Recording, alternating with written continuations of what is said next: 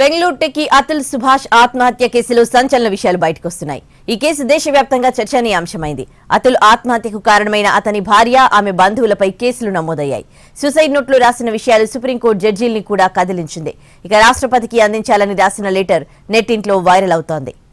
భార్య వేధింపులతో Bengaluru software engineer Atul Subhash ఆత్మహత్యకు పాల్పడిన ఘటన కలకలం రేపుతోంది. ఆత్మహత్యకు ముందు 24 పేజీల సూసైడ్ లేఖ, 40 నిమిషాల వీడియో తీసి ప్రాణాలు తీసుకున్నాడు. ఆ 24 పేజీల లేఖలో అతను భారత న్యాయ వ్యవస్థపై పలు వ్యాఖ్యలు చేస్తూ ఆ లేఖను రాష్ట్రపతికి అందించాలని కోరాడు.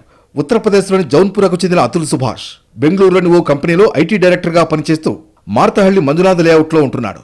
అతుల్తో గొడవపడిన భార్య యూపీలోని పుట్టింటికి వెళ్లి పోలీసులకు ఫిర్యాదు చేసింది. భార్యతో కలిసి ఉండేందుకు చేస్తున్న ప్రయత్నాలు ఫలించకపోవడంతో తీవ్ర ఆవేదనకు గురైన అతుల్ ఈ కఠిన నిర్ణయం తీసుకున్నట్లు అనుమానిస్తున్నారు. భార్య నిఖితా సింఘానియా, ఆమె కుటుంబ సభ్యుల దోపిడీ, వేధింపులతోనే తమ కుమారుడు ఆత్మహత్య చేసుకున్నాడని అతుల్ తల్లిదండ్రులు వాపోయారు. కోర్టు కేసుల కోసం బెంగళూరు నుంచి యూపీకి 40 సార్లు తిరిగాడని, తీవ్ర ఒత్తిడికి గురయ్యాడని కన్నీటి పర్యంతమయ్యారు. ఈ క్రమంలో అతుల్ సుభాష్ తల్లి తన కొడుకు ఆత్మహత్య వెనకాల ఉన్న కారణాలను మీడియాకు చెబుతూ సొమ్మసిల్లి పడిపోయింది.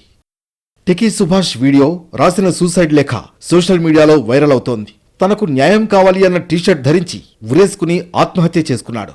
సూసైడ్ లేఖలో భార్య నిఖితా సింఘానియా, ఆమె తల్లి నిషా సింఘానియా, సోదరుడు అనురాగ్ సింఘానియా, బాబాయ్ సుశీల్ సింఘానియాలే తన మరణానికి కారకులని ఆరోపించాడు. అతుల్ సోదరుడు వికాస్ కుమార్ ఫిర్యాదుతో పోలీసులు కేసు నమోదు చేశారు. 2018లో నిఖితను ఓ మ్యాట్రిమోనియల్ సైట్లో తొలిసారి కలిశాడు అతుల్ సుభాష్.